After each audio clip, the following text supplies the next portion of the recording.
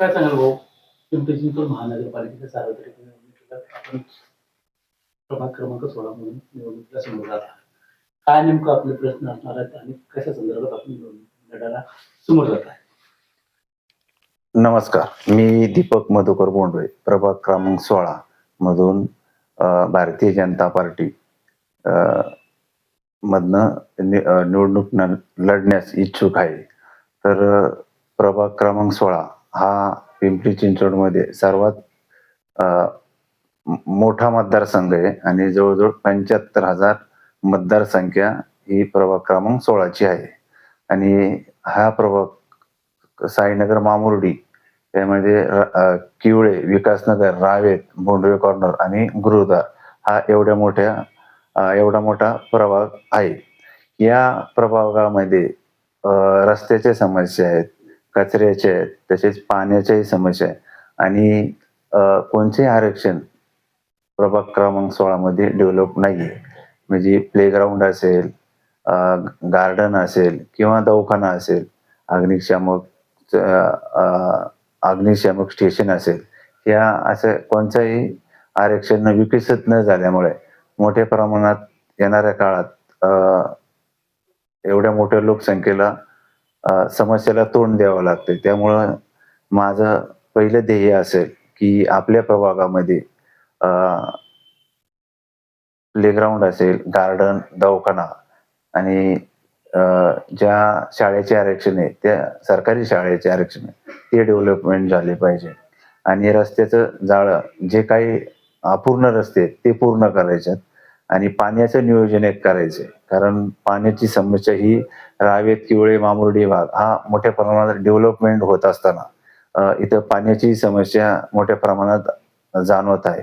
तर पाण्याचं नियोजन कसं करता येईल यावरही मोठ्या प्रमाणात लक्ष केंद्रित करणार आहे. आणि ह्या भागात लाईटची समस्या आहे, पण ज्या प्रकारे रावेत आणि मामुर्डीमध्ये 2 फिडरचं आता काम चालू होत आहे, नियोजित काम चालू होणार आहे. तर त्यामध्ये ज्या पद्धतीने विकसित भागात लाईटची समस्या कशी कमी होईल यावर मोठ्या प्रमाणात भर राहणार आहे. आपण अनेकदा या संदर्भामध्ये आपण सांगितलेलं ज्या प्रभाग क्रमांक 16 मध्ये ज्या काही अडचणी निर्माण झालेल्या आहेत आणि त्या आरक्षित जागा आहेत की हॉस्पिटल असेल, अग्निशमक असेल, शाळा असेल, या सगळ्यासाठी आपण प्रयत्न केलेले आहेत. आणि या प्रयत्नाला आपल्याला यशस्वी करण्यासाठी आपण पुन्हा एकदा पिंपरी महानगरपालिकेच्या निवडणुकीला समोर जात आहे. नेमकं तुमच्या आणखी याच्यापेक्षा जलिद प्रश्न कुठला असा आहे का तुम्हाला काही वाटतं? आता एवढ्या मोठ्या प्रभागामध्ये ज्याप्रमाणे तुम्ही विचारलं की जे मी रस्ते, लाईट, पाणी आणि आरक्षणासंदर्भात बोललो, तर ह्या तर समस्या आहेच. पण ज्या पद्धतीने एवढा मोठा प्रभाग आहे, तर ह्या प्रभागामध्ये थोडक्यात की आठवडे बाजार हे रस्त्यावर भरतात, त्यामुळे ट्रॉफिक ही मोठ्या प्रमाणात होतात. त्यामुळं काही घटनाही ऍक्सिडेंट सारख्या होतात. तर भाजी मंडई झाली पाहिजे.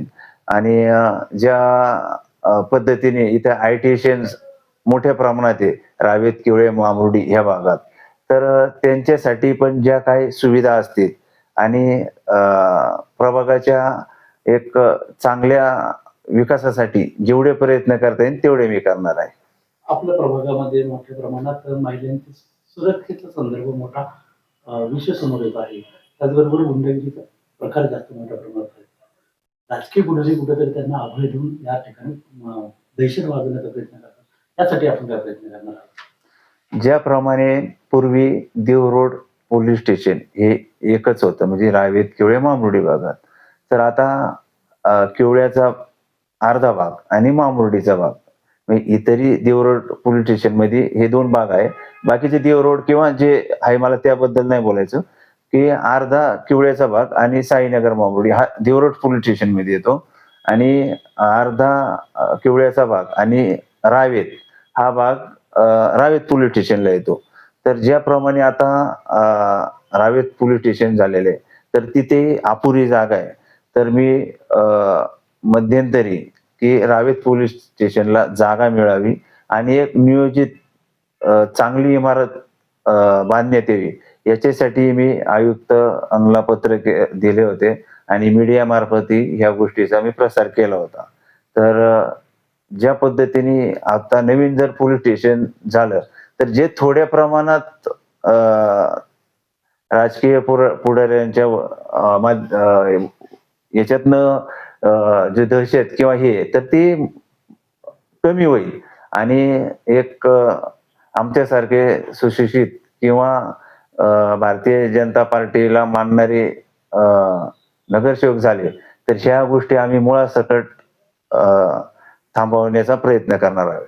एक प्रश्न आहे की नुकतंच मुख्यमंत्र्यांनी घोषित केलं की आम्ही सगळे वेगवेगळे लढणार आहोत. घटक पक्ष असताना सुद्धा अजित पवारांचा गट पण वेगळा लढणार आहे. त्याचा काही परिणाम नाही होत तुमच्या प्रभागात किंवा या निवडणुकीवर होईल असं वाटतंय का? आता ज्या पद्धतीने आपण पाहिलं तर लोकसभेला खासदार हे शिंदे गटाचे शिवसेनेचे आहेत.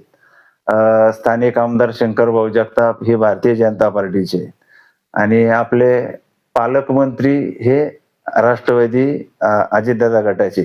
त्यामुळं शेवटी जे बीजेपीला मानणारे तर ते बीजेपीला वोटिंग करतील आणि आम्ही जे आता 7-8 वर्षापासून समाजात किंवा वार्डात काम करत असतो तर त्या माध्यमातून आमच्या कामाचं श्रेय नाही, कामाचं जे आम्ही कामं केल्यात तर त्या कामाची एक पोचपावती म्हणून मतदार हे आम्हालाच मतदान करतील किंवा आमच्या पॅनेलला जे 4ही उमेदवार असतील त्यांना नक्की विजय करून देतील. शेवटी तुम्ही जनतेला काय आवाहन करायला मी जनतेला व माझ्या मतदार मायबाप यांना मी विनंती करेन की गेले 4 वर्षापासून प्रलंबित निवडणूक होती. आता 2017 नंतर आज म्हणजे जवळजवळ 26लाच मतदान होत आहे आणि कॉर्पोरेशनचं इलेक्शन होत आहे.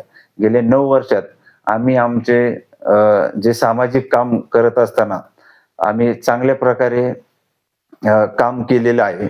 जसं ज्याप्रमाणे शंकरभाऊ जगताप व यांच्या माध्यमातनं आणि मी ह्या रावेत पोस्ट ऑफिससाठी गेले 2 वर्षापासून प्रयत्न करत असताना त्याचं प्रत्यय म्हणून हे आपण पाहिलेले एक आपल्या प्रभागाचा चांगला विकास जर घडवायचा असेल तर आपण भारतीय जनता पार्टीचे 4ही उमेदवार असतील त्यांना भरघोस मतांनी विजय करून दिले तर येणाऱ्या काळात ज्या प्रभागातील अडीअडचणी किंवा ज्या सुविधापासून सर्व मतदार राजा वंचित आहे तर त्या सुविधा आम्ही 100% पूर्ण करण्याची हमी देतो. धन्यवाद.